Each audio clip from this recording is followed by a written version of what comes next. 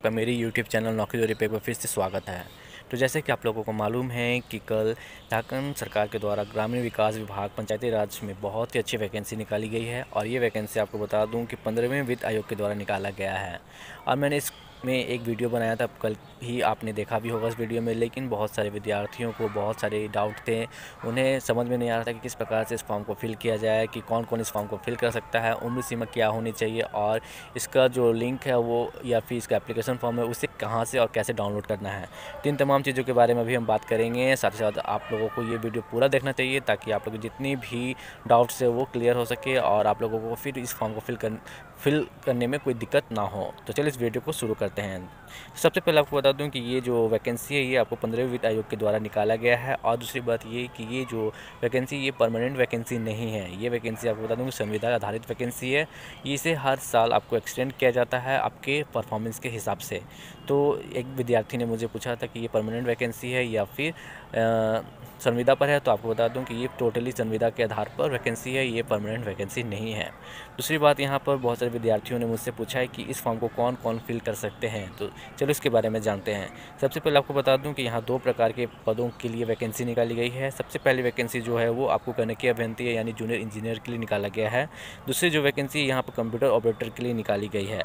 अब दोनों की ही शैक्षणिक योग्यता क्या है, क्वालिफिकेशन क्या मांगा गया, उसके बारे में हम देखते हैं। आप यहाँ पर देख सकते हैं गणितीय अभियंता के लिए यहाँ जो शैक्षणिक योग्यता मांगी गई है वो आपको डिप्लोमा इन सिविल इंजीनियरिंग या फिर सक्षम मांगा गया है। यानी कि यदि आपने डिप्लोमा कर रखा है सिविल इंजीनियरिंग में या फिर आपने बीटेक कर रखा है तो आप इस फॉर्म को जरूर भर सकते हैं। एक कैंडिडेट्स ने मुझे ये भी पूछा था कि क्या मैंने बीटेक कर रखा है तो क्या मैं इस फॉर्म को फिल कर सकता हूँ। तो ऑफकोर्स आप इस फॉर्म को फिल कर सकते हैं यदि आपने सिविल में कर रखा है तो।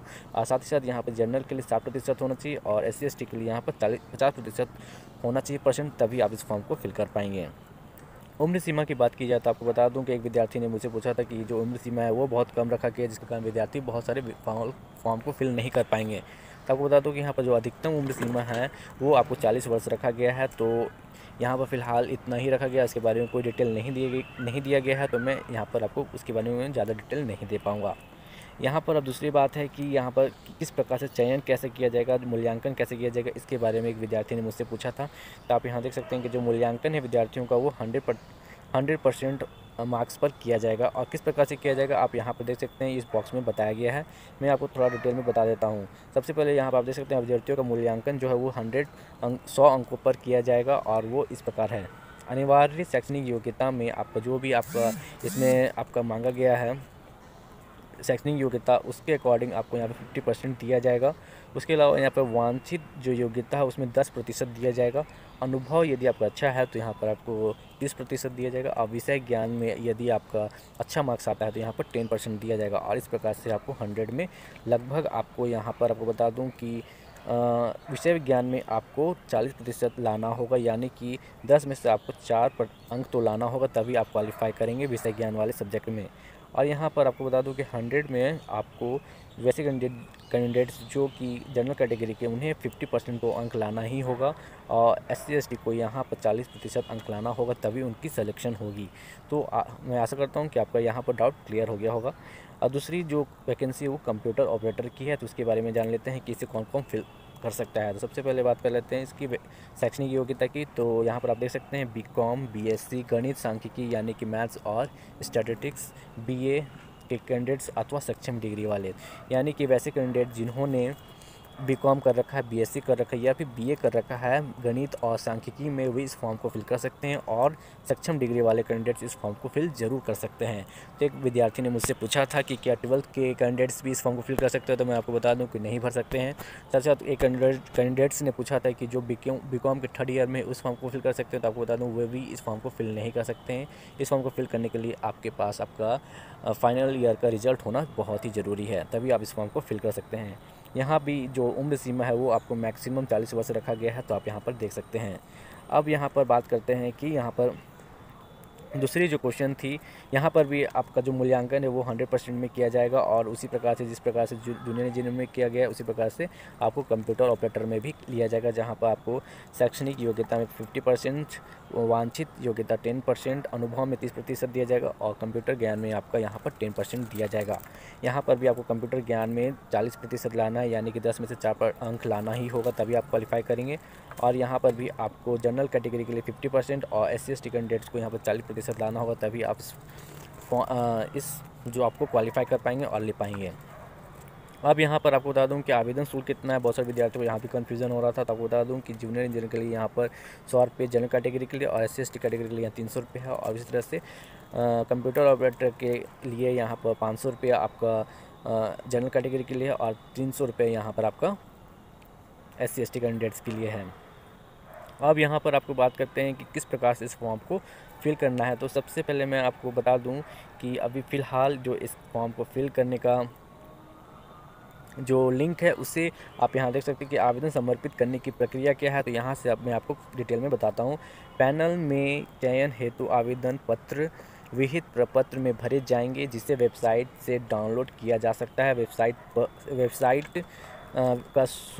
वेबसाइट की सूचना विज्ञापन के माध्यम से दी जाएगी। तो आप यहाँ पर देख सकते हैं कि जो भी आपका वेबसाइट है वहाँ से आपको इसका प्रपत्र डाउनलोड करना होगा, एप्लीकेशन फॉर्म डाउनलोड करना होगा, उससे फिर आपको फिल करके फिर उसको सेंड करना होगा। लेकिन अभी आपको यहाँ पर बताया गया है कि जो वेबसाइट है जहाँ से ये एप्लीकेशन फॉर्म डाउनलोड होगी उसके बारे में आपको विज्ञापन के द्वारा बताया जाएगा। तो फिलहाल इस नोटिफिकेशन में आपको वेबसाइट का डिटेल नहीं दिया गया है जहां से आप विज्ञापन को डाउनलोड कर पाएंगे। तो अभी आपको थोड़ा इंतज़ार करना पड़ेगा, जैसे ही इसका वेबसाइट पर विज्ञापन आ जाता है तो मैं आपको उसके बारे में बता दूंगा, जहाँ से आप फिर उसे डाउनलोड कर पाएंगे।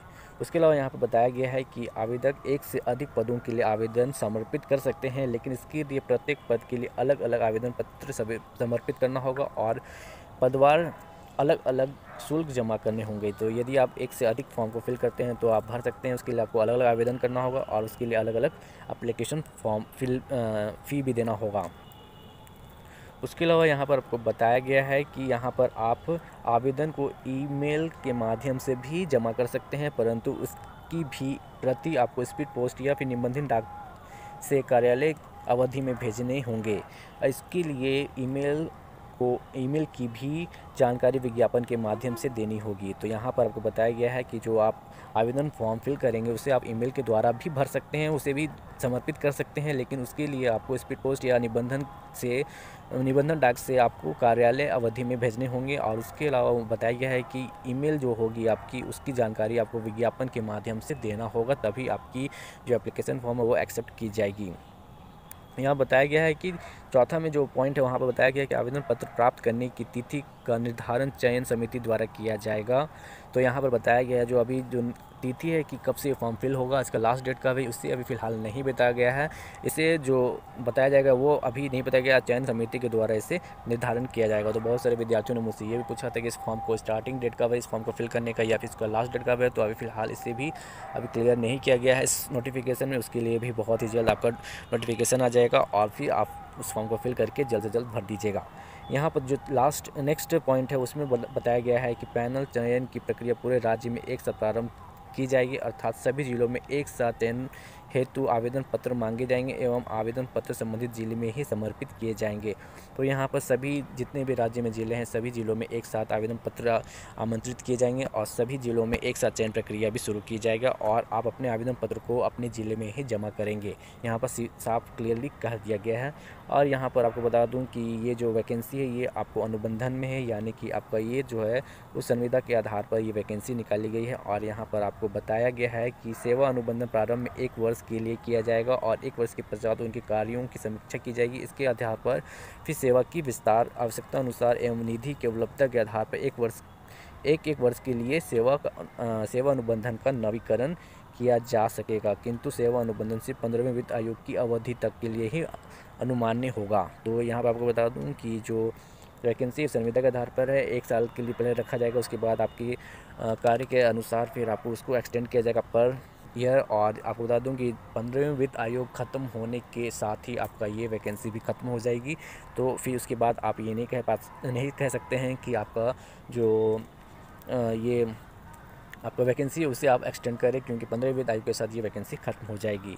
तो इन तमाम चीज़ों के बारे में आपको जानना ज़रूरी था। और आपको बता दूं कि इसमें अभी जो एप्लीकेशन फॉर्म है उसे नहीं दिया गया है, उसके लिए आपको इसका वेबसाइट दिया जाएगा। वेबसाइट से फिर आप उस एप्लीकेशन फॉर्म को फिर डाउनलोड कर पाएंगे। वहाँ उसे कहाँ पे सेंड करना है उसके बारे में जानकारी दी जाएगा। इस फॉर्म को फिल करने का स्टार्टिंग डेट, एंडिंग डेट क्या रहेगा उसके बारे में भी जानकारी दिया जाएगा।